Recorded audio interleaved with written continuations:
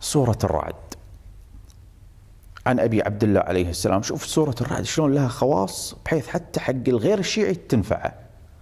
يقول الإمام الصادق عليه السلام: من أكثر قراءة سورة الرعد لم تصبه صاعقة أبدا وإن كان ناصبيا.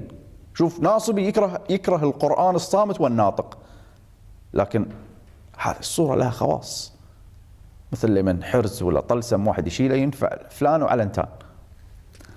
فإنه لا يكون أشر من الناصب وإن كان مؤمنا أدخله الله الجنة بغير حساب، ويشفع في جميع من يعرف من أهل بيته وأخوانه من المؤمنين. إن شاء الله عاد اللي يقرأ لنا بعد يعتبرني من إخوان المؤمنين إذا الله سبحانه وتعالى قبلنا مؤمنين ولا ينسانا من الشفاعة.